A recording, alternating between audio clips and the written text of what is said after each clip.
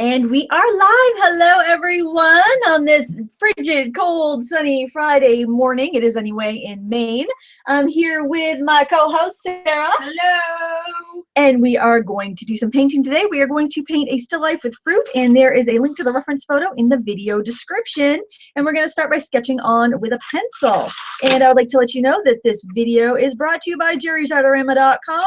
They have the best selection and best prices for all your art supply needs. There'll be links to all the products I'm using in the video description.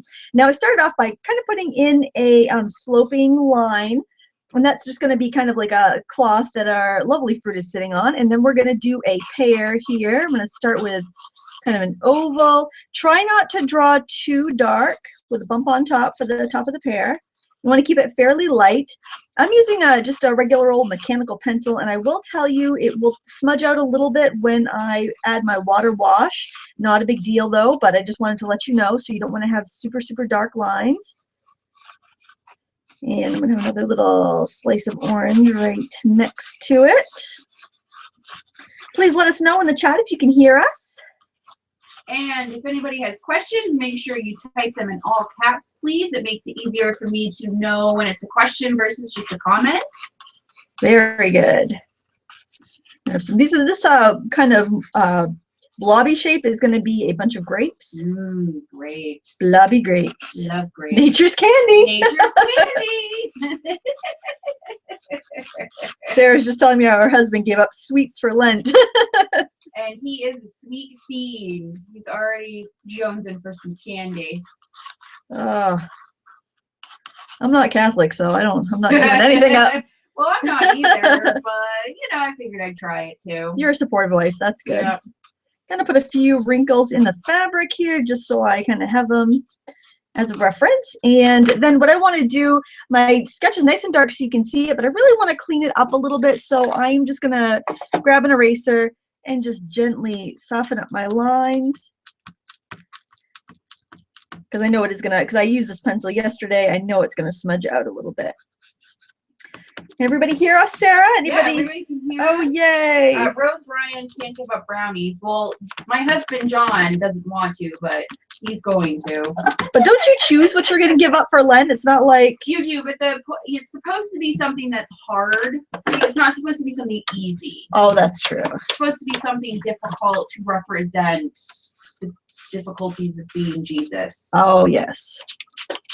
Oh, see, now you can see right there how that Shelly Parchment. I gave up sugar too. Worst decision ever. See, I could do candy, but stuff like potato chips and crackers, that would be my Achilles heel. Oh yeah. Oh, bag it. Yeah. Okay, anyway. I can't resist the chips. Delicious. Glitter girl. What are the watercolor should the beginner I think she needs, what are the watercolors a beginner should use? Whatever you feel comfortable with. I'm going to use turquoise blue today. I feel like using that. And I'm putting that right on my palette there. These are the Turner watercolors from Jerry's Artarama, our sponsor. Actually, they're a really good one to begin with because they have an intro set, and that's what I'm using here. I'll just show you on my palette. The palette is a separate item, but there's 18 colors. It's on sale for like $29, but you're getting an artist quality paint. And if you do like I do, you squirt the paint out in your palette and let it dry, and then you start using it. You don't waste any. And I mean, you could probably do 100 paintings with the paint that's in that set. So it's really affordable when you look at it that way, and you probably can't get artist quality any cheaper. Cotton is also a good line. It's a student grade, but it's a student grade from Winsor & Newton, and Winsor & Newton is a wonderful paint company, and that way you can kind of, there's a little more fillers. The pigments aren't going to be quite as expensive, but you can really get get some really good reliable results for that too. I would try to get something that's at least student quality if you can swing it. I don't know what your budget is, but I know like the cotton, you can get the travel set for around $20 or less. You can't really go wrong with either of those. Rodrigo Paez. If I mix a highlight fast paint with a low light fast paint. The resulting color will gradually fade to the most light fast of the two or something else. Yes, what would happen is and you'll notice that, like, have you ever seen like murals or stuff that's been painted on vehicles and like the black's all faded out? Well, it's just because that color wasn't light fast. So what would happen was the non-light fast color would disappear and just leave behind the light fast color. I'm adding a little burnt sienna into this permanent yellow. This is going to be kind of like the cloth this is sitting on.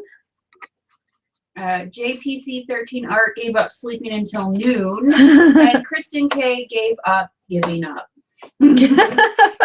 Brittany Bailey, I can't draw for my life, like at all, but recently I've developed a love for watercolor. My question is, where can I find images to paint that can be traced?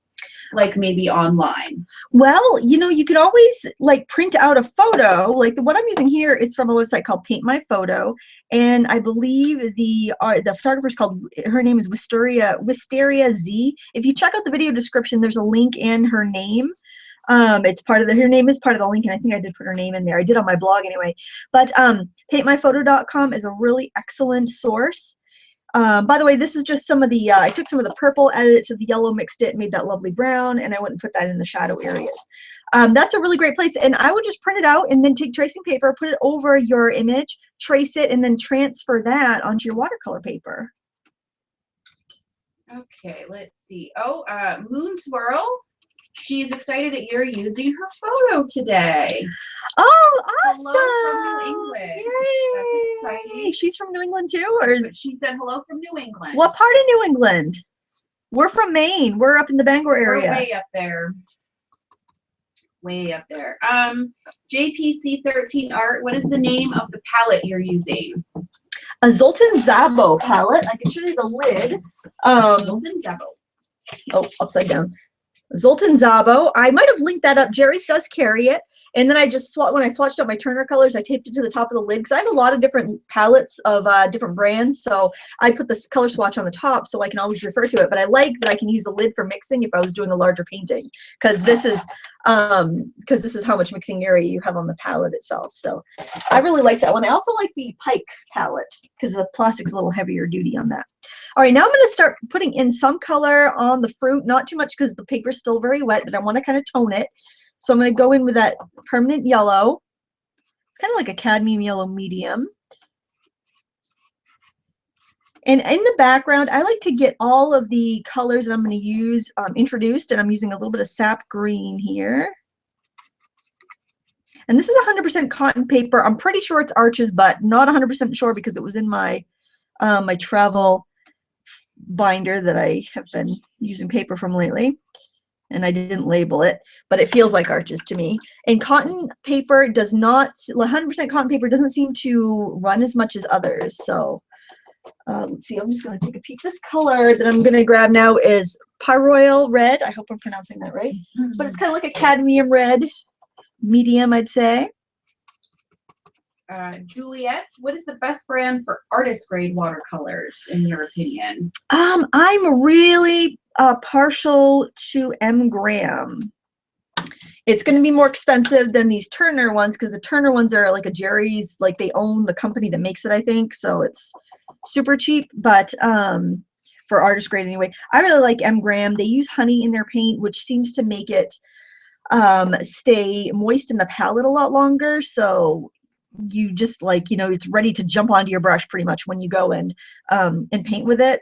And it also just seems to last a long time. It doesn't crack and dry in the wells. Not that this really has either, but you can see a little bit on the yellow ochre where it just kind of cracked a little bit there. It doesn't harm the paint at all, but the M. Graham stay extremely ready to be soluble. I don't need to spray it ahead of time. Like I'd give this a little spritz of water before I begin. But then again, there's also Winsor & Newton. That's also probably the most expensive because they've got the reputation. They don't need to discount their, kind of what people think of as the best. But there's a lot of really great brands out there. I hate to, dissuade anybody from trying any of the good ones. There's a lot of good ones. I also like the Core, QOR by Golden. They're really good too. I'm taking that same Pyroil red and the permanent yellow and just making some orange and basing in the center of the slices there. Alex Vieira, what brush are you using? I am using a number 20 flat Mimic Kolinsky. I really like these because they hold a lot of water and they mimic, because they're not a real Kolinsky, they mimic them by holding lots of water and still getting a lot of control. But if you're a beginner, you may actually want to choose a brush that's all synthetic, something kind of like this. These are all like this nylon type hairbrush, because it won't hold so much water. You'll get a stronger paint load, and you'll just need to re-dip your brush a little more often. But I find a lot of times beginners have a much easier time handling those. And I'm just going to put a little bit of wash of purple on the grapes, and I think I'm going to grab a little bit of rose in there too. And this way we'll have all of our bases covered. We'll have all of our colors we're going to use into the painting in this background wash.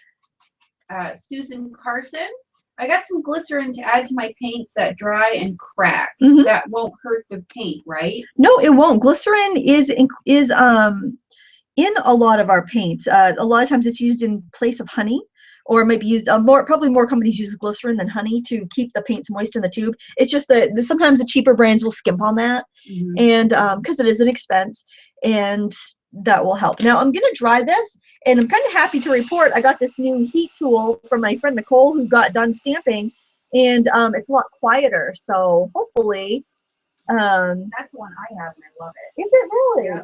I've had it forever. I was kind of doubtful that it would do a very good job, but it does fine for embossing. I used it the other day. So now I have an upstairs heat tool and a downstairs heat tool. Any other questions flying in? Well, in Bangkok, we have a lot of hellos today.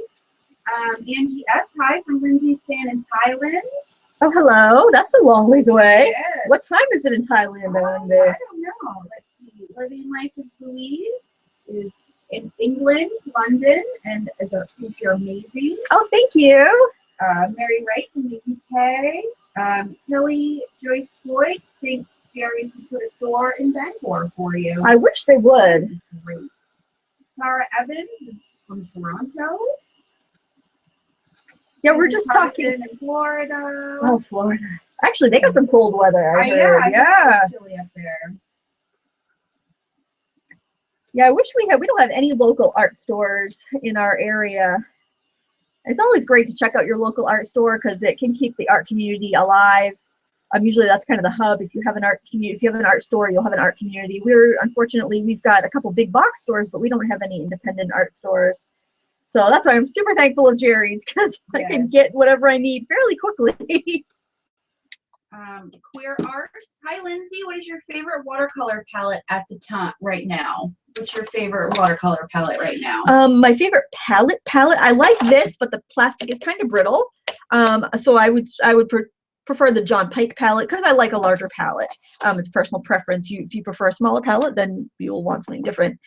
And as far as colors, I kind of, it depends on what I'm painting, but I usually choose like 6 colors or so for a painting. And I kind of go by what I'm trying to paint as far as choosing them. All right, we're going to begin at the pear. I'm going to kind of start back and work my way forward. And I'm just wetting this pear with water. And I'm going to start with sap green.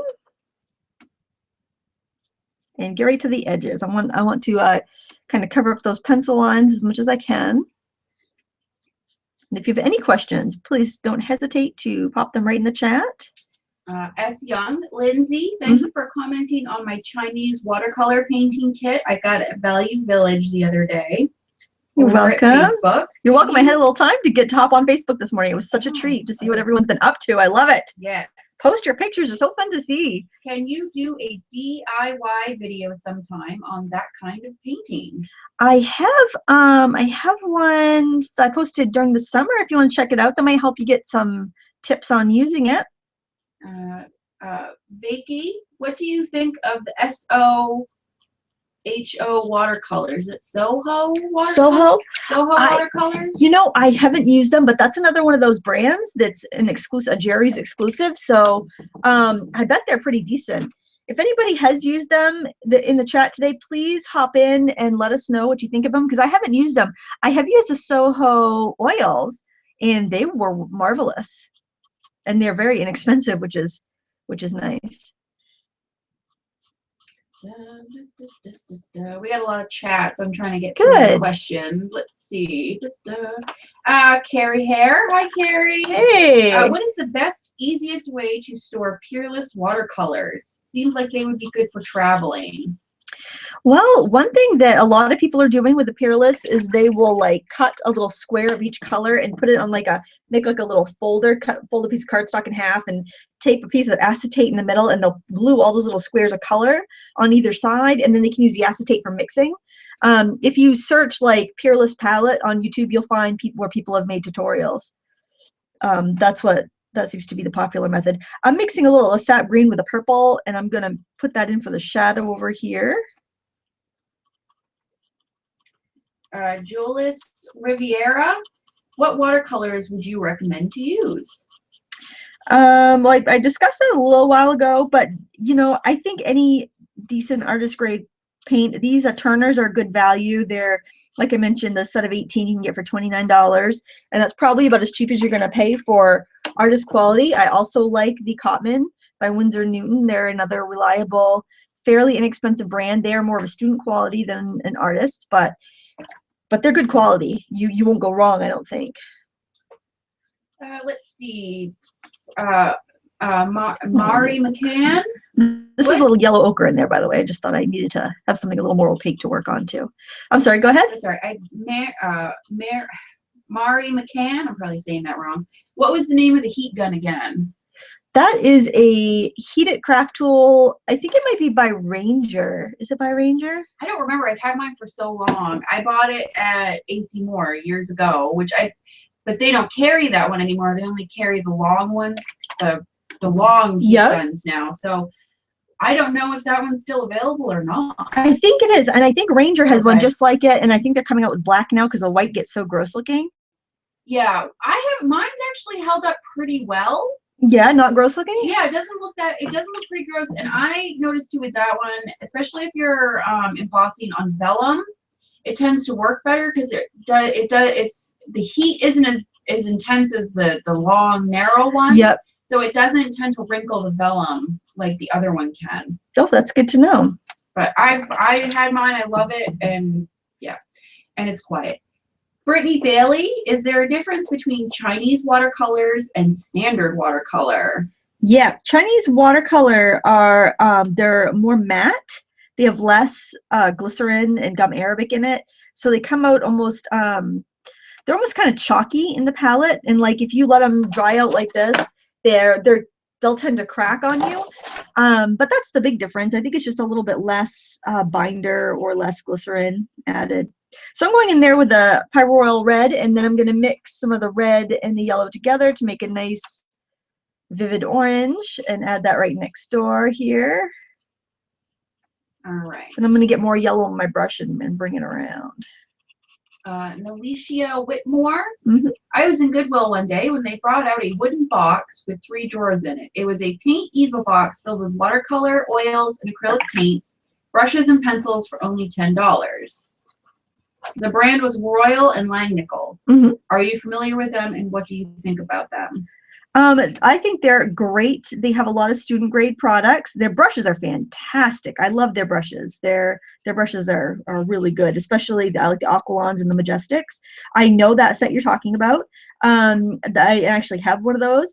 They're wonderful. I think they're a great beginner set because you can see what you think of watercolors before, or oils or acrylics. You get to try a bunch of different medias before you really invest too much, and then you've got a great storage box because it is a well-made storage box too. So I really don't know how they do it, because even regular price, I think the full retail on that is $150, and I think Jerry's has it for like $50 or $60. So you know, it's definitely a good buy, I think.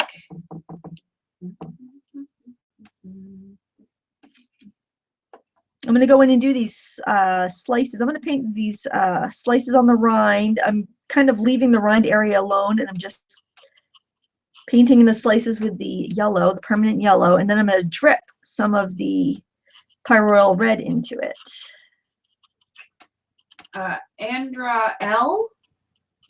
I have a brush question. Is filbert and cat's tongue the same thing? Yes.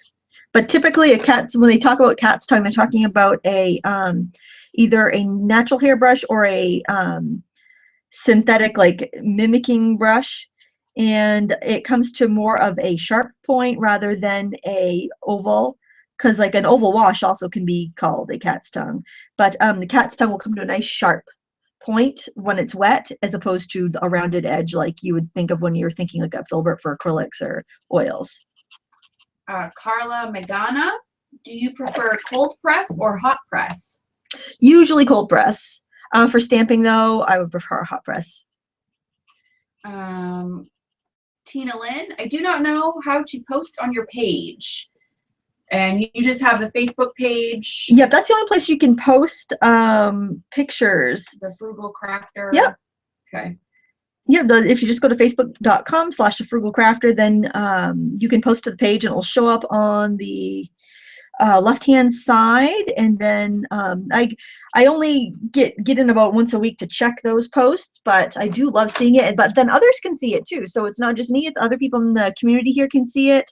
And it's just nice because it's everyone can enjoy your work and everyone can be inspired, and it helps people believe that they can do it too when they see other people posting. And it's a nice safe place to post because Yeah. people are you have very positive Yes, community. absolutely. Alicia Flaherty, I missed the beginning and wonder if you're painting from a still life or a photo.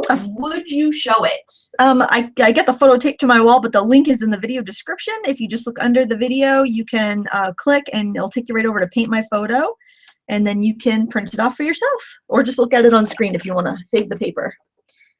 Laura R., will you be reviewing the new Shimmers Hues watercolors? Shimmers Hues. Who are those by? Are they by Ken Oliver, or I'm not sure I know what they are. If she could just, oh yeah, if she can hop in. Yeah, I'm a little behind. I'm getting caught up. Juliet, question, a non-art question. Seeing that I'm from Singapore and some here are from Thailand and Hong Kong, Lindsay, have you been to Asia? No, I have not traveled out of Canada. I haven't traveled much I haven't traveled out of North America except for Hawaii, which isn't that technically part of North America? What, Asia? No, Hawaii. Oh, Hawaii. That's as far as I've been. Well, that's part of the United States. Yeah. That's, it was an island. Yeah. Yeah, no, I haven't. I'm actually, not that I don't like to admit it too much, but I'm kind of, I don't travel well. I'm kind of neurotic. And, yeah, I'll be going to Denver soon. You're going to be fine. You'll be okay. If I can go to Texas by myself and drive in Texas, you can handle Denver. Thank goodness I'm not driving. I'm a driver. I had to drive and navigate Texas. Ugh. Okay. Shelly D. Stanton, what is the difference between student quality paints and professional quality besides price? Just the amount of pigments and the pigments used. So like an artist quality paint might be $20 for a little tube, or the student equivalent might be $2. And it's just because like they both probably get the same amount of paint. They probably have, say if there's like, I don't know, 10 milliliters of pigment in the big tube, there's probably only like 1 milliliter of pigment in the tiny tube, and they've extended it out with fillers, or they've used less expensive materials in there. What I did here is I just drew this out with a watercolor pencil, drew my little grapes out, and now I'm going to go in with some purple, Dioxazon Violet, I believe. Let me just take a look. Yeah, Dioxazon Violet, probably another thing I'm mispronouncing, but I think y'all know what I mean. And I'm just kind of adding it in here into the shadows. It's the Shimmers watercolors. Yep. It's Ranger. Ranger. That's what she said. Unless I'm looking at the wrong question, but it was in caps. Shimmers Hues. You know what? I hadn't heard of them. Are they a new product? I wonder. I could see if I could find them. It's Ranger. I might be looking at the wrong. I'm thinking if it's Ranger, then our local craft store, like AC Moore or something, would have them. or Joann's or something.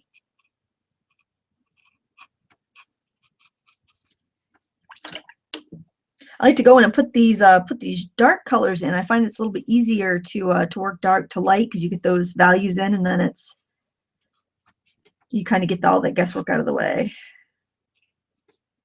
Oscar Lola, have you tried the new Prima watercolor tins? They are so cute. I have so many already. I don't know if I should get them. Well, I don't know if they're out in stores yet, but I do have some coming. I got contacted by the marketing rep over there, and they asked if I'd like to do a review on them. So I do have some coming, and they should be. I just talked to them yesterday, and they're a little behind in their shipments, but I should have them fairly soon. And when I get them, I'm going to do a review on them because, yeah, they are so cute.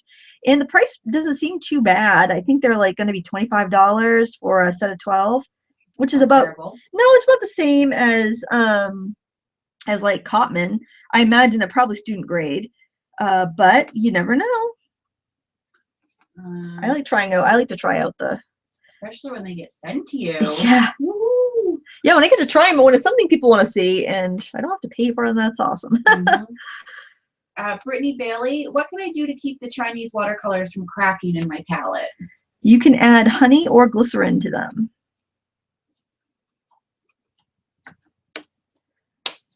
And that shouldn't harm them at all. It might make them a little more translucent, more like a traditional watercolor, whereas Chinese watercolors sometimes are a little bit chalkier looking. Going in with a little bit of rose red here. That's going to give me some of the highlights. I'm letting some of the colors blend together because this is, again, just our base colors. We're not really getting into detail yet here. Let's see. Darlene Faringa, if I run out of white paint, can I use gesso for now? It must be in acrylics because we usually don't use white paint in watercolors. Yeah, it shouldn't hurt anything. It's gonna have a flatter sheen to it, so you'll want to make sure you varnish over when you're done so that everything has a uniform sheen. But I don't think it's gonna hurt anything. The thing you want to just make sure that you're keeping with the same. If you're using gesso, then you're using it with acrylic paint. You can't use gesso over oil paint because it will crack.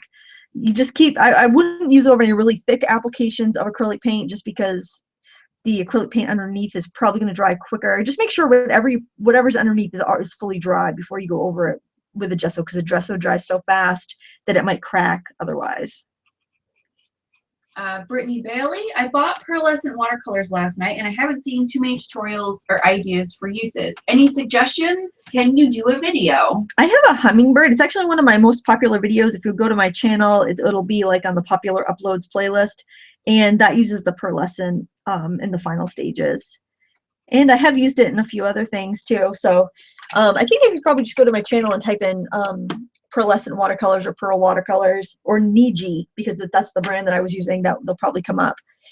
All right, I think I'm going to go in with this darker purple color and actually draw a few of the grapes back in, and because these are Inktense pencils, and they'll give me nice dark lines. Kelly Joyce Floyd, what are your favorite watercolor pencils? Actually, they're the Inktense ones that I'm using here. It was appropriate tie into the question. Yeah, but they're, I hesitate to call them watercolor pencils because someone's going to be like, those are watercolor. They're technically an ink pencil, but they're so vibrant. I just really, really like them.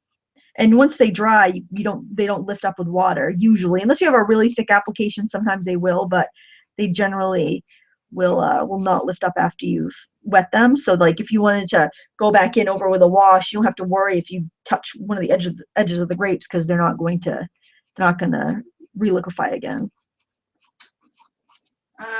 Cindy Thurkildson, Lindsay, I love that you do a whole bunch of different crafts. What is your favorite craft to do?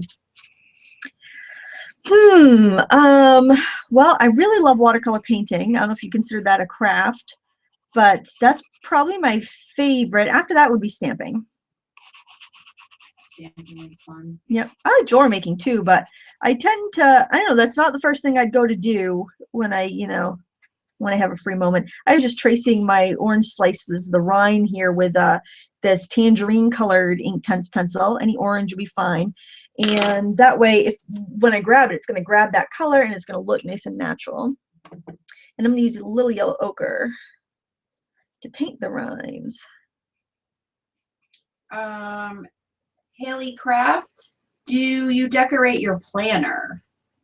No, not really. My planner is very functional, and I've done a couple videos on it. I mean, my like the little pockets I made in there for the planner, those are pretty. They're made with pretty paper, and I made, you know, little dashboards that are pretty with pretty paper, but I don't go and decorate the month. I might, you know, put a strip of washi tape if I know I'm doing something for 3 days, like going to a convention or on vacation or something. But my planner is very functional and less pretty than most, probably. I refuse to have a planner that's going to make my life more complicated and inefficient. See, Tika Carr, silly question, where do you find glycerin? You can find it at any health food store or pharmacy. You'll probably pay less at a pharmacy. The health food store will be more of like a pure grade, like that you would cook with. And the stuff at the pharmacy would probably sold as a laxative, but it's essentially the same stuff. And if for whatever reason you can't find it there, anywhere where they sell cake supplies, because they use glycerin in the fondant. That's right. And the cake glycerin is really thick, so you might need to add a little bit of water, or, you know, just use less because it's going to be a lot thicker. The soap glycerin too, it seems like that's a lot thicker. Yeah, I've used that glycerin. I make my own stamp cleaner, and I put a couple of drops of that glycerin in to keep for the moisture. It works great. Great. All right, take a little of this turquoise. I want to darken some orange for some shadows. I'm taking some turquoise and taking some of that red, and that's going to make a nice grayish color. Moya Falcon, or Morelia Falcon, oh boy. Do you use blank cards, envelopes to decorate and sell? If so, where do you get them? Funny you should ask. I get my blank water, because I use a lot of watercolor cards, and for the watercolor cards and envelopes I get at Jerry's, and I get them by the pack of 100, and they're made by Strathmore, and I think it's about $30 for a package of 140-pound watercolor cards and envelopes, and those I paint on, and I don't do too much to the envelopes. I might spatter a little paint on the envelope, or do like maybe just like something really, really simple, or just color the deckled edge with my watercolor. But then I also have gone to like Michael's and gotten the set of like 50 or 60. They're really lightweight, but they're handy for stamped cards. They have like A2 size cards, big packs like that, and they're $5, so you can't beat that. And I've also gotten some at AC Moore where they're just kind of just a plain white craft or ivory cards. They're kind of flimsy, but I, you know, for a simple card, I think they're nice, because then you get the envelopes, and then you don't have to make them. But a lot of times I also use cardstock and just make my own envelopes, because I have so much paper, and oh my word, I have so much paper. Let's not talk about our paper addiction, shall we? We'll just ignore it. Yeah, a support group. Rodrigo Pace, do you ever use brushes that mix natural hair with synthetic? And know how they compare with pure hair synthetic? Pure hair I think he means like brushes that are just either pure hair or just synthetic versus a mix. Well, the mix is really popular, I think, before the pure synthetics came out, because it was really hard for them to get any of those absorbing properties with the synthetics. Now the synthetics are so good. The mixes are going to be more expensive, and I don't know if they'd be any good. I mean, any better than just getting the synthetic ones. So I think the series, I have some Sienna Golds from Winsor & Newton, and they're very much like the Mimics or the Princeton Neptune. So I don't really see that much of a benefit. The Sienna Golds have been Scepter Golds. They've been around for a while, probably. And a lot of these other, like the Neptunes and the Mimics, I think are fairly new. But yeah, I don't really notice a benefit, and they're quite a bit more expensive. So you do whatever you like, but that would be my opinion. I'm going to lift off a little highlight over here. I still think it's better when you know, if you can spare some of the animal, especially if it's from the fur trade, you know, as opposed to hog bristles where, you know, there's the the meat trade is producing so much, at least that it's keeping it from being wasted anyway. So I'm just scrubbing an area I want to lighten, and I'm just lifting it with a paper towel. I'm gonna grab a drier one though. Never rub your paper with a paper towel. And don't use your nice watercolor brushes for this technique. I'm using a natural hair mop brush for this, and they've got stiff bristles. You can use any sort of like, you know, acrylic brush with stiff bristles. This is a fairly small brush, and it's got that rounded edge like a filbert there. I think you can see it if I put it over my napkin. So it's just it's easy to get in there and to do what I need to do, and it doesn't damage these brushes because they have very resilient hair. Just press straight down. Michelle Z, I add honey, but they still crack. Why? They shouldn't, but if it's a Chinese paint, it's just a much chalkier paint. It still should be able to be reacted and not and still work fine. You just want to be careful, because if your palette gets tipped over, then all those little shards of paint are going to be wasted. They're going to get all mixed up together. So I would just suggest you keep your palette level somewhere, or maybe just squirt out what you want to use for that session. Susan VDM, have you ever used the Caran d'Ache? Caran d'Ache, yeah. Caran d'Ache. Wow, I totally butchered That's that. all right. That's a weird one. I don't think I've ever seen it spelled out. That's going to take a couple. Okay, Caran d'Ache Museum watercolors yet. They are vibrant and juicy.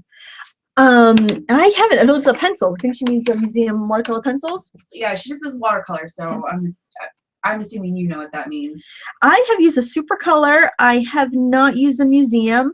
They are pricey. I'm sure they're fantastic. I love their watercolor crayons. But I'm glad to have the review, because yeah, no, I haven't used them, but they look fantastic. Caro 85174, have you worked with the Pitt pens shades of gray, and what are your thoughts? I haven't. I've used the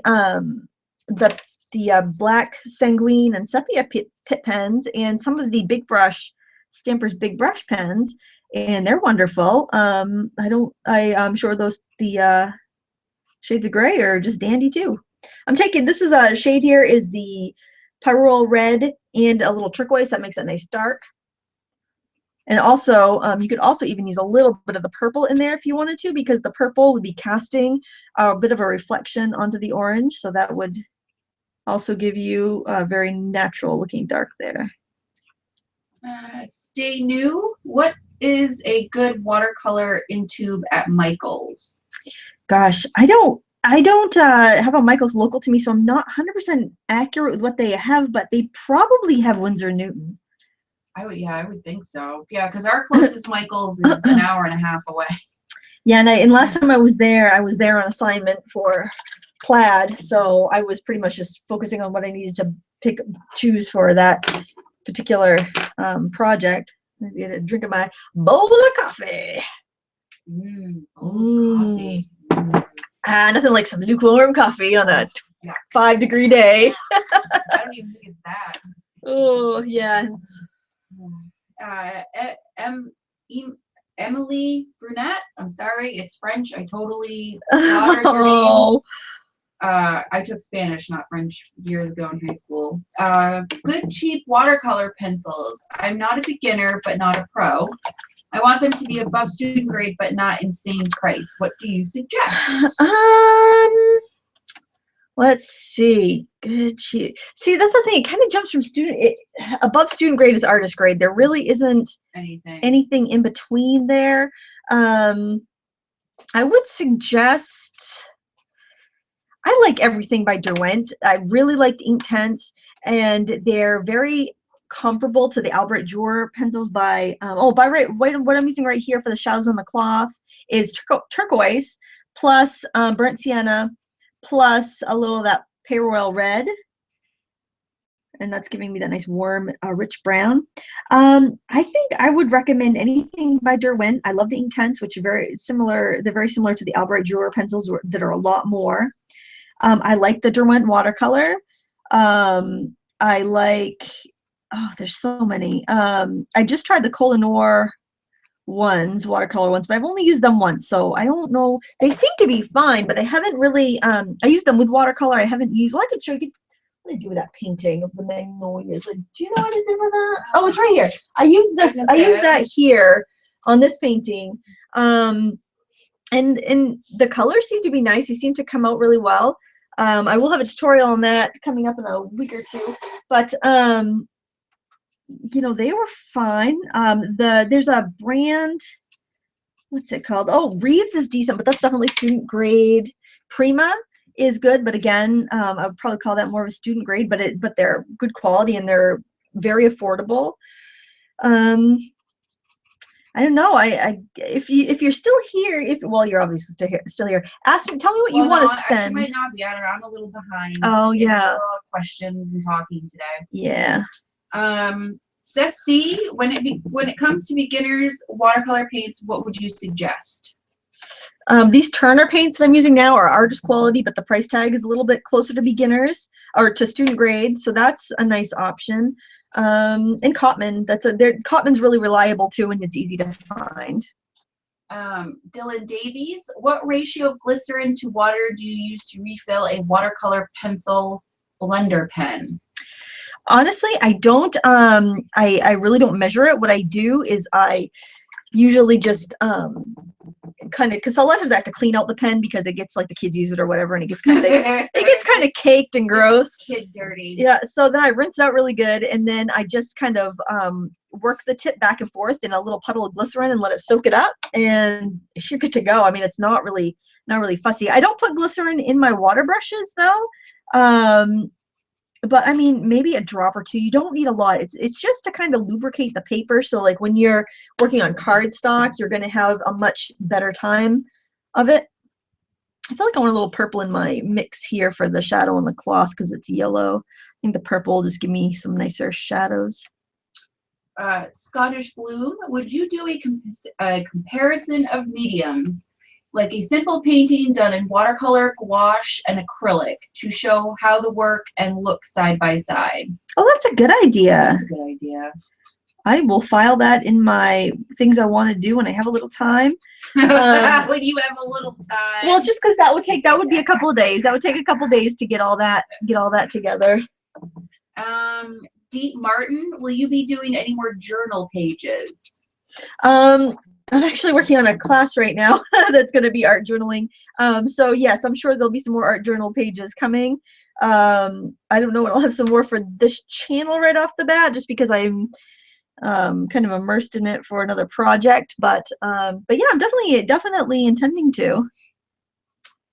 Shelley D. Stanton, where I live, it is very popular to have painting parties where a host invites friends to come paint with an instructor and they serve refreshments. Have you ever done that? I have. I've been hired to instruct painting parties before. I haven't thrown my own though. JPC 13 Art. All the footage for my video today got deleted. What do I do? Well, honestly, JPC, unless you backed it up, you're up a creek with no paddle. Oh no, I'm sorry. I feel your pain. There's nothing, unless you have it backed up somewhere, there's nothing you can do except do the video over. And in the future, I would say invest in a good quality external hard drive and back up everything you make. I wonder what it got deleted on, like if it was on a camera card or on the PC itself, or what happened. It doesn't say. Unfortunately, that you backed up somewhere else. I feel your pain. You're going down a waterfall. But it's just an opportunity to do it better this That's time. Right. And after you're done crying, wipe your tears, blow your nose, and start over. That stinks. Sorry. It's a tough lesson. When I took my photography class, we had some people that didn't back up their work and lost almost their whole portfolio. Oh man. I'm just putting in just some loose pattern here. You don't have to do this. If you don't like this, don't do it. But I just felt like it needed a little something in here in the way of pattern. And I'm just, very, very loosely putting in some like burnt sienna and yellow strokes. I'm not even sure if I like it or not, but I can always go over it with a damp brush and soften it later if I if I think it's a little too busy. Boy, oh boy. What's that? Oh, lots of talking and questions and just gone. Juliet, question. I'm struggling with watercolor painting, especially shadowing. My paintings just don't look realistic like yours. Would you recommend oils or acrylic instead? Well, you might try it just because you may find that you have an easier time expressing yourself in those mediums.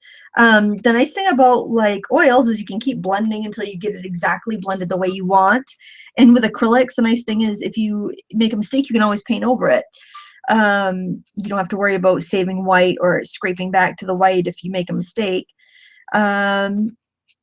I don't know if it would really help your shadowing too much. I think a lot of that is just learning how to see the values in your art.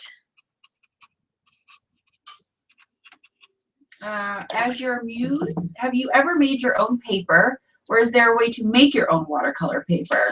I have not successfully made my own watercolor paper. When I've tried, it just doesn't have enough sizing and the color doesn't lay down evenly. You'll have dark spots and light spots. At least that was my experience. Because like, I recycle old paintings or, decent quality paper, but I still wouldn't get a really good paintable surface. Your results might vary, but I think if you end up creating something that's really good watercolor paper, you're going to end up spending some serious money on proper cotton linters and other supplies, and it's not going to be really cost effective. If you want to do it for the fun artistic enjoyment of it, then buy. Time seems like it would take a long time. Yeah, by all means, but I don't think it's a money saving endeavor. I'm adding a little yellow ochre to some of these grapes, kind of over the pinker grapes. Haley Craft, where do you get your watercolor paints? Jerry'sartarama.com, our fine sponsor. Oops, I forgot to turn on Facebook on the other computer. We got a Facebook notification. That's all right. They can wait. Anna Patricia Barbosa, what is the best water paper for a beginner? Well, it depends on how much you want to spend. But I would probably recommend a Strathmore 400 series or Canson Montville because they're very heavily sized, so it's easy to lift up your mistakes, and they're not very expensive, so you shouldn't fret too much about using it. Bonnie Lee, have you ever used inks out of a bottle for painting? I have a couple tutorials on Bombay India ink. And I'll actually be teaching at Wonderlust this summer, and I'll be using Bombay, and that's an online course that if you go to my website, thefrugalcrafter.wordpress.com, you can find out a little bit more about that. Crafty Nation, what kind of paper are you using to paint on? This is a watercolor paper, 140 pounds. I think it is Arches. Now, this does not have a stem, but I think I want to give my thing a stem here. So I'm taking a little burnt sienna and I'm just gonna give it a little bit of a, I feel like we need something here that's got a crookedy line because everything else is such smooth line. Then I'm gonna go in with a liner brush and make some curly cues. Kohinoor, Mandala's watercolors are good and affordable, someone says. Oh, wait, that's what I was using on that magnolia. That's okay. What that one was. Yeah, but this is the first time I've used them. There. Oh yeah, I like the little squiggles. I would almost put a leaf there, but I don't have a reference photo of a grape leaf right now, so I'm afraid that I will botch the whole job if I do that. Rachel S., is there a specific temperature of water that you think helps the effect of the painting best? As long as it's not frozen, you can stick your paintbrush in it. I think you're good. Rodrigo Paez, how can I tear a 850 GSM Arches paper? Oh, that's probably 300 pounds. I would bend it back and forth a few times, and maybe even on the back side, do a gentle score with like an X-Acto knife. This is burnt sea. This is yellow ochre and sap green. I'm just giving this pear a little more body. It doesn't really have enough substance to it, so I'm using yellow ochre because it's a little bit more opaque because it's an iron oxide color. Tika Carr, what would you suggest we use to thoroughly clean brushes, even cheap ones? And how often should a brush be thoroughly cleaned? That's a good question. Yeah, your watercolor brushes really aren't going to need a thorough cleaning. Rinsing them is usually sufficient. If they get stained, I would use like a baby shampoo. It really shouldn't take much. Sometimes green for some reason, like especially like a Viridian or an emerald, those can really get in your brush, and sometimes the purples, but I generally don't find I need to clean them very much. But if you're looking at like acrylics, I like to use Master's brush cleaner. It comes in like a tan colored cake, like a plastic cake. That works really well. And I also use that on my oil brushes, but I clean them first in odorless mineral spirits, and then I go in with the Masters.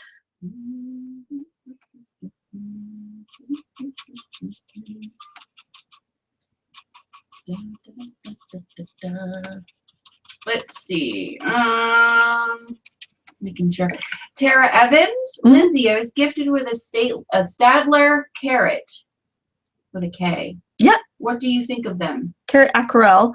I think they're decent student grade pencils. Okay, I was gonna ask, are those pencils? Because I know they do pens. They also do crayon. They also do a watercolor crayon too. Yep.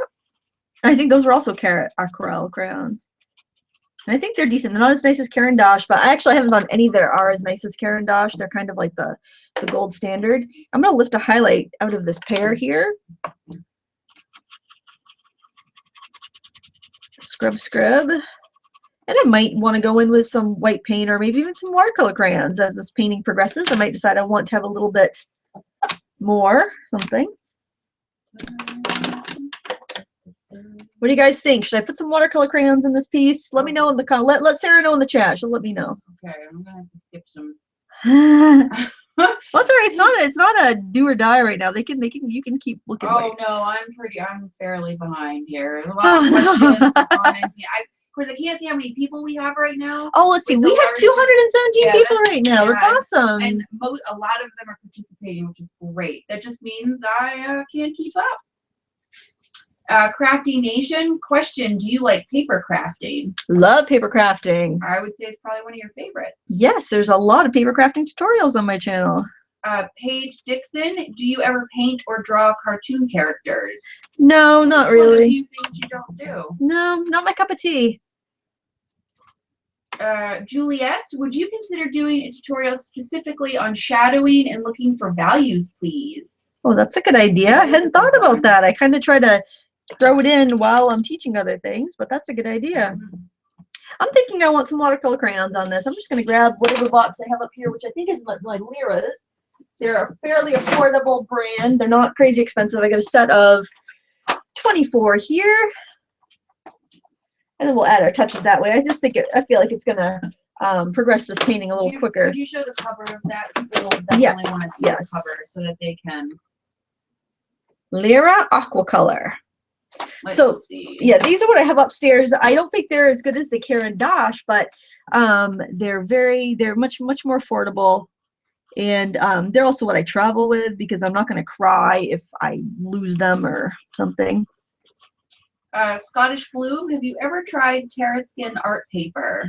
I didn't try that brand, but I used the Da Vinci Notebook by Green Sneakers, and it's the same kind of stone paper. It's really neat. It has a weird feeling to it. It kind of gives me the heebie-jeebies to touch the paper, but it's pretty cool. I've seen it's coming out. I've seen it getting quite popular. I've seen the stone paper, I think, from other brands too, coming out like this year from CHA. So I think it's gonna be a hot trend, I think. Lynn S., what kind of lighting are you using for the videos? I have a couple professional studio lamps in here. The daylight balanced spiral CFLs. I have them like, okay, so one's right there, one's right there. They're about 18 inches from my surface, I would say. People are excited you're bringing out the crayons. Oh, good. So that might be a good tutorial maybe in the future. Oh, I don't know how to use them. Yes. Emily Brunet, I'm still here. Do you think the Derwent watercolor have a good enough range of colors? They don't seem to have a lot of reds, purples for flowers, and I've heard they're hard. I have the set of 72 Derwent watercolor pencils, and I have the set of 72 Derwent Inktense. The Inktense runs on a much higher saturation level. So, like if you like the super, super bright colors, I would go with the Inktense. The watercolor pencils have the advantage of being able to be lifted back away if you want to change it. I like them both very much. I do a lot of floral work, and I have no qualms at all with their lines of pencils. Albrecht Dürer is also really good for watercolor pencils. And if you're going to get the Albrecht Dürers and you get the full set, then I would pass on getting both of the Derwent sets, because you're going to have plenty of colors, because there's 120 in the Albrecht Dürer line. You may want to pick up a few like really, really light colors, you know, so that you have that lighter range, because that's where it kind of lacks. But I would try them out before you go any further buying any other ones, if you do get the Albrecht Dürer ones. Now, what I like about this, since I'm working on a cold press paper, all I have to do is kind of just scribble on there, and it's picking up the highlights, and it's giving me that orange peel texture. So I'm not going to see that. I'm going to bring up my paper a little closer. I want to make sure you can really see that. See how you get kind of that orange peel texture just by using the roughness of the paper?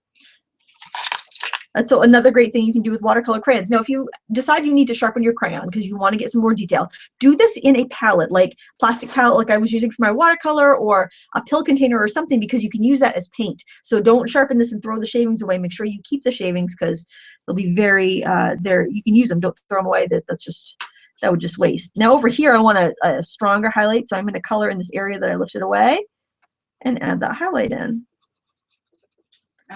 Susan Carson, is the orange dry where you were painting white on top? Yes, on both cases. Bonnie Lee, have you ever done anything steampunk?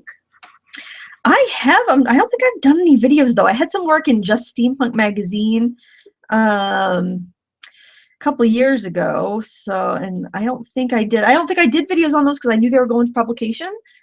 But I like the technique. I've done some stuff. I don't know if I tagged it steampunk or not. But yeah, I love the aesthetic. I love the look of it. Jody Sutherland, I make non-regular size cards, so larger paper would be best. Looking for basically an inexpensive watercolor paper pad that would be nice. What watercolor paper would make large cards? Large cards, like greeting cards, like oversized? I'm assuming so, because she said non-regular size, so she must make bigger. Yeah, or she's looking to cut them down to her own size, cut them down to custom size. Well, you can buy full sheets of watercolor paper. They're 22 inches by 30 inches. If you've got room to store them, oftentimes that's the cheapest way to go.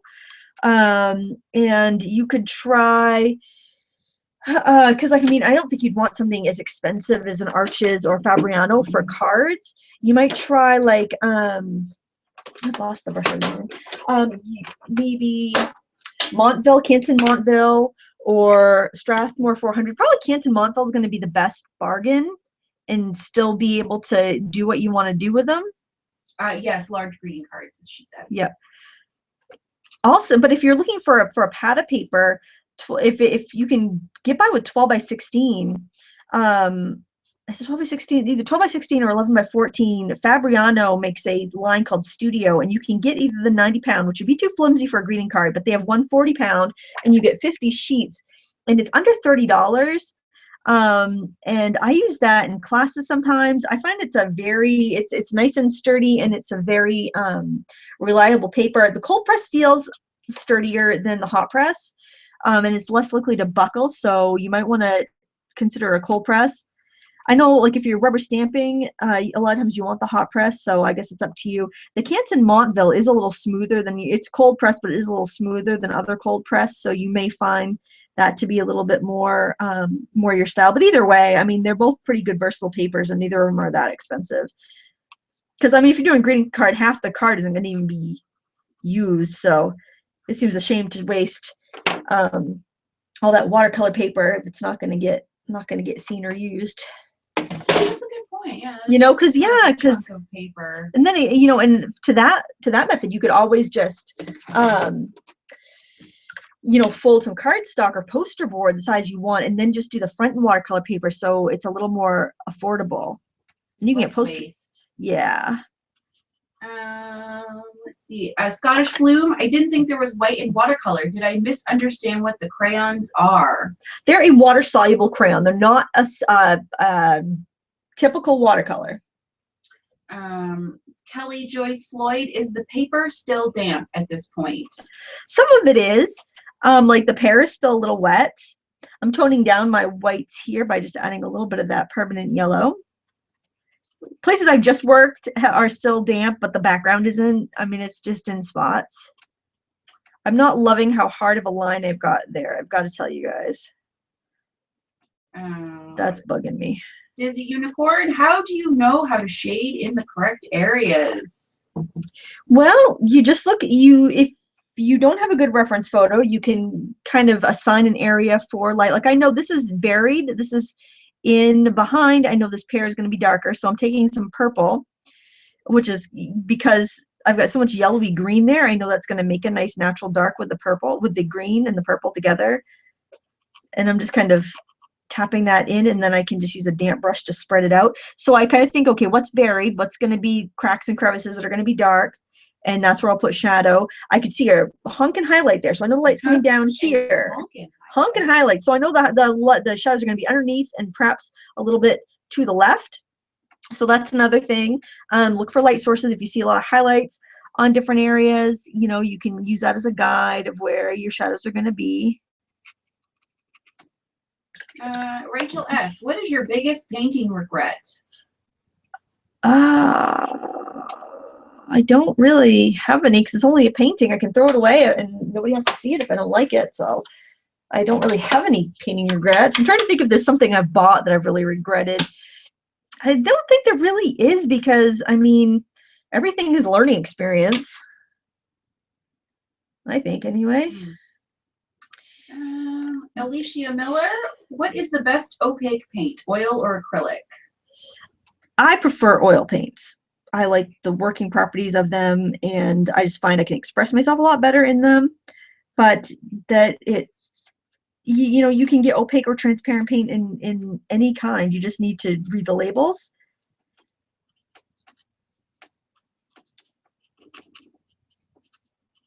Let's see. Paige Dixon, can you paint, one day can you draw a husky? Oh, maybe I haven't had a request for that before. That's interesting. I do urge you to please put your requests on the request page on my website. It's a lot easier for me to find them again because it's in one ear and out the other sometimes during the live shows. I don't retain as well as I ought to. And all of you wonderful Frugal Crafter community folks keep me so busy on my toes with the chat, I don't have time to write everything down. I certainly am not going to remember. I can sometimes not remember what I ate for breakfast several hours ago. All right. Rachel S., how many brushes have you used on this painting so far? I think I've used 4. I've used this one the most. This is a number 8 round. I did use a number 4 liner. I used a 3/4 inch flat for the wash. And did I use this one? It's not wet. Maybe I haven't used that. I use this one. A number 6 round, I would say. Oh, Rose Ryan. Regret in art is useless. You learn and move on. That's true. I like that too. Nice, Rose. All right, so I made a gray. I used some of the colors I've been using, like purple and yellow. I did use a little turquoise and brown too. Just wanted to get something that would kind of tie things together. And I'm going next to like wrinkles in the fabric. I'm going under the orange. What? Shelley Parchman. Buyer's remorse is, however, very real. Oh, yes. Bonnie Lee, have you done any pyrography? No, I haven't. I haven't. That's like the silver, not silver point. That's something to do with fire. It's the wood burning, I think, isn't it? Oh, is it? Something like that? Yeah, that's something I haven't done. I have like a little wood burner, like Creative Hot Marks tool, but I've only used it on paper. Piece 3601. Do you do Periscope? I don't. I'm kind of a Luddite, I guess. I'm not very with it. You're more with it than me. But the thing is, Periscope is only, first of all, most of my community is not on Twitter or Periscope, so I would kind of be talking to an empty room. And it's only there for 24 hours, and I'd have to use my cell phone, and I really don't know the quality. You know, I mean, it's good to have a decent camera on it, but I need a really strong why. I'm spread so thin right now that I need to have a really good, compelling, strong reason. Like, you know, maybe there were 1,000 of you guys that were like, the only way you could absolutely tune in was if it was on Periscope. You know, that would have to be like the why, because it's more convenient for my community for me to do it here on YouTube, even though it's a little more difficult than doing Periscope, since Periscope is just kind of turn your camera on and go. I'd rather put the extra time in and be able to have more people enjoy it, I guess. So that's why I personally don't do Periscope. Doesn't last forever, right? It only 24 hours. You can use a third-party software or third-party app and save it. A lot of work. It is, and I do notice a lot of it is vertical video, and the vertical video doesn't translate that well to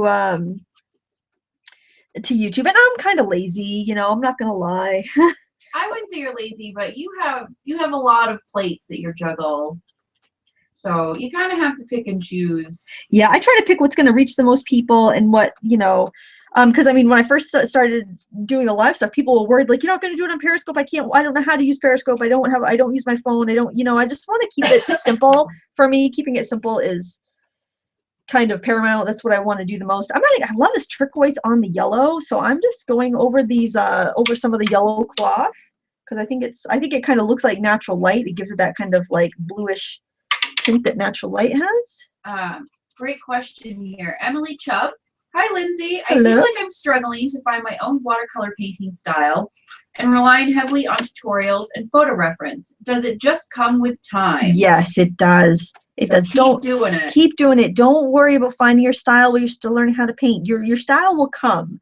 It's not something you have to do deliberately. It'll come, and then you'll be able to say, oh, you'll be able to recognize your paintings, and people will be able to recognize your paintings because you will develop your own style. Yeah, don't worry about that. It's difficult enough to learn how to paint. Worry about that. The style will follow. Let's see. JPC 13 Art. Any tips on getting buyers to look at your artwork at local sales? Juggle. I juggle in my booth. Rotate. No, I juggle balls. I have a set of juggling balls. Oh. I juggle. It draws a crowd. That will attract attention. Yeah, it does. Mary Wright, what was your motivation to start posting videos on YouTube? Well, I used to run a business where I taught classes, and I missed it. I missed teaching, and so that's kind of how it started. I had a little bit of white opaque white left on my palette, and since I've already used watercolor crayons, I decided I would just go ahead and do that so I could blend some of these colors in the Pear together, because I just was feeling like it was a little too splotchy for my liking. And I've already added white, so, you know, this is no longer a transparent watercolor, and I'm okay with that. So, Kathy Brenneman, what is your absolute favorite way to create? Honestly, this is going to sound really crazy, but I love to have, like, usually some crappy TV show I love, like, you know, iZombie. It's not a crappy TV, that's a good TV show, but I like, you know, something that I like to watch on, and no time constraints, and I just pull out my supplies and start creating. Doctor Who's a good one. I'll watch Doctor Who and just, you know, just play, basically, not worry about trying to record something or create something that is worthwhile that anybody will even want to see. I don't even worry about that. I just play. It's kind of what I did yesterday when I made my magnolia. I took the day off yesterday. How did that feel? It was, I would needed that. Oh, the kids weren't home. Well, because that's it. If I take a day off, it's a weekend. It's the kids are home. So, you know, it's busy. It's not really a day off. Well, I mean, you know, I'm enjoying time with my family, but it's, you know, it's very busy. My kids are very active in different things. But to have a day where, you know, wow, I didn't have to go and do anything or worry about anything getting posted or anything getting done, or Yeah. Be anywhere. Had to be anywhere. It was great. So yeah, my favorite way to create is just to put on something on TV that I feel like watching with no educational value whatsoever. That's the best. And yeah, have a pot of tea going, usually by myself. Variety Girl 1, do you make some type of art every day? Yes. Okay, so apparently we misunderstood Kathy Brennan's question. Oh. Let me go back to the original. Okay. See if I can find it. Sorry, I'm trying to think of some better ways to get people to notice art, because honestly, I do juggle in my that's I try to drag people in. I try to have something really big that will grab their attention. It's probably something that's not even going to sell, because it would be one of the more expensive pieces.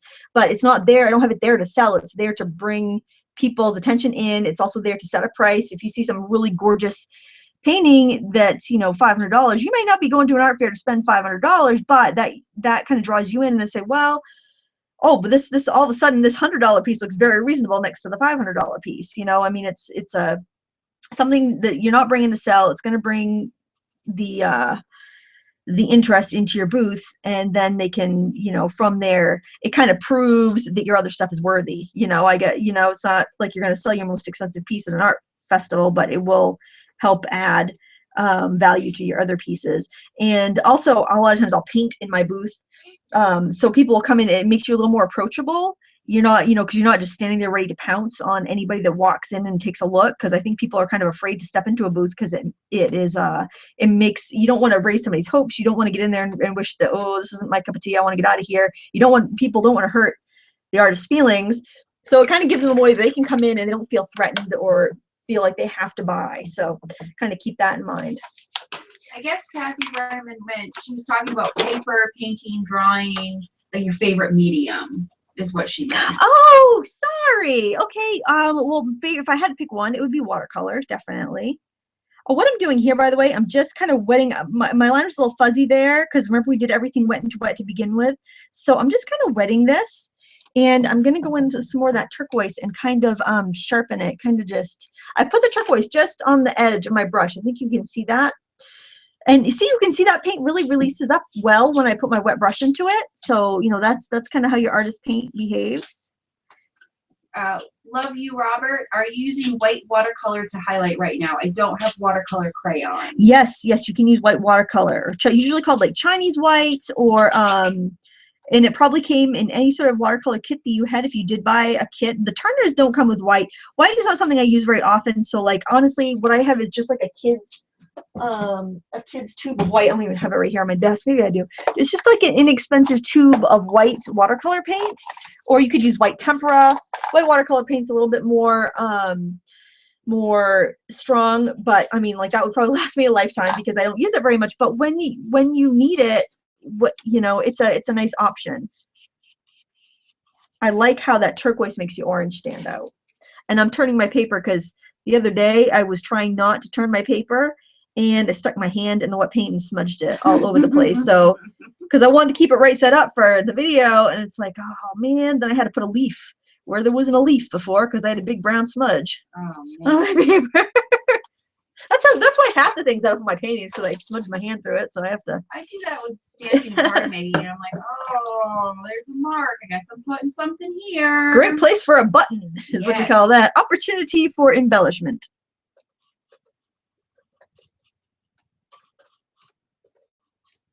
And you can sharpen anything up. Get in any places you had a hard time getting in with a flat brush with your round brush. The nice thing about a cotton paper is that if you do need to go back over and add some color somewhere, you're less likely to get the blooms, because there's not so much sizing. And often I will actually go in and wet the entire area that I'm adjusting, just so that I don't get any harsh lines. Like, if I can just go right over here and wet it, so that way everything's going to be drying at the same rate and I won't have any weird blooms. I'm just being careful about the stems there, because they have a thicker paint than what the little curly cues did. I just don't want to have any smearing. JPC 13 Arts. I find oil pastels are hard to blend. Can I blend with paint thinner like I do with color pencil? Yes. Yes, you can, or baby oil. But yeah, paint thinner will probably give you a little bit better because you won't have to worry about it being greasy after. Yeah, and then that's just true. touching up, doing high highlights with white because I've already added white, so it's already not a traditional watercolor. So I'm going in and I'm doing what's going to improve the painting more than what's going to keep it a traditional watercolor. So Really, when you look at it, who cares? Someone like me, I'm not gonna know. Linus Smith, what is your favorite technique in watercolor? I really like wet into wet wash. I like the open drip technique. It's really handy for flowers. If you're like doing a big petal, like on a poppy or something, you wet the petal, then you drip in the colors and let the colors kind of do their thing. It's really a fun technique. I would say it's probably those two. I like to see the paint flow. I think that's the best characteristics of watercolor, and it makes it different than other paints. So that's kind of what I try to do when I'm working with a specific, because I work with a lot of mediums. When I'm working with a specific medium, it's usually because I want it to have I want to use its characteristics to the best of their abilities. I'm just kind of defining a little bit with my watercolor pencil or my Inktense pencil. Okay, we'll grab this one because it's a little bit stiffer. The shorter your brush hairs are, the stiffer they'll be, and the better control you'll have, but it'll hold less water. So you get every characteristics will be a benefit for something and a negative for another. But just get used to how your brushes handle.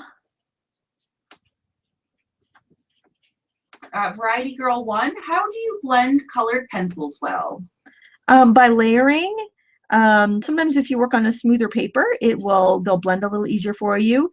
They also have blending pencils, which are kind of like the wax and a little like pumice in there, and it'll help you kind of smush the colors together without changing them. Those are handy. For me, I like to work on colored paper, so I tend to layer a lot of thick layers together. If you're working on white paper, you can use like mineral spirits or baby oil. Let's see. We're just about done here. We're Anja Saranac, what is your favorite watercolor set? Well, it's not. I built the set. It's not it doesn't come that way, but I use a lot of M. Graham colors. Those are probably my favorite, and I put them in a Jones palette. For pre-made sets, Cotman makes a good set. Yarka makes a really good set of pans. I like this Turner set here, and I put it in a Zalten Zabo palette. There's a lot of really great sets out there. I just tried the Grumbacher transparent watercolors. And I didn't know if I was going to like them because they seemed a little bit more like tempera, but I was happy. I did that magnolia painting I showed you earlier with it, and I was happy with the way that turned out. So lots of good ones out there. It's hard to pick a favorite. I'm just dotting on some highlights, and they're not pure white. They're white with a little bit of yellow ochre because I just feel like it's better to reflect the warm colors they have in here. And I feel like my fruit there needs a little bit of shadow. I'm going to use a little bit of that red that I was using, and maybe just a little touch of turquoise, darken it up a little bit because that's the blue I was using. So whatever blue, obviously don't use turquoise if you haven't used it yet, but that's what I've been using all along. And I'm just kind of tapping in some of the juicy, I don't know, little things. Those, I don't know what's called, those little like packets of juice. I don't know. Packets of juice. Packets of juice. That deliciousness. Deliciousness. I'm painting in the juicy deliciousness. IMP Mulcahy. Oh boy. All right. Tempera. I have several jars of powdered tempera paint. What are ways I can use them? You can, you know what? I've used that in resin. That's worked really well in resin. I've used it as tint resin. It looks really cool. You add water and paint with it like watercolor. Tempera is an opaque watercolor. So, you could put a little bit in a palette with a little bit of water like we're doing here and do the same techniques. Your results will vary. Actually, your results will probably be pretty similar to this because we've used watercolor crayons and some opaque white. So you'd have a very similar look with your tempera paint. Or you can actually use less water and it'll be more like an acrylic. it'll look more like an acrylic. It'll still come up though if you go and you wet it or whatnot. So you just want to be careful of that. But yeah, use it the same way. And I think I'm going to call this done. Let's take the tape off and see how she looks. And we did have a request to see the original the original picture too. Oh, okay. Earlier.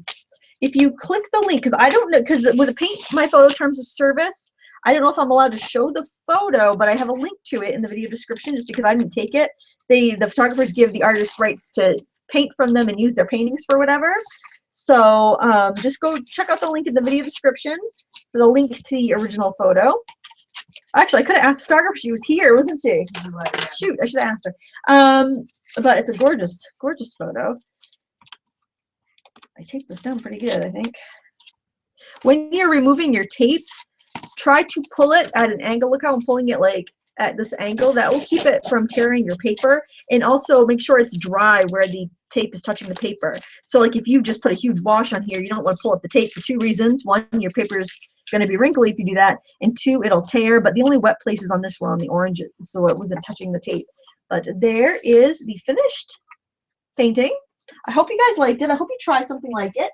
And let me know how you do in the comments. If you have any questions that we didn't get to today, please leave them in the comments after the video. Please give us a thumbs up before you go. That really helps my channel and helps these live broadcasts.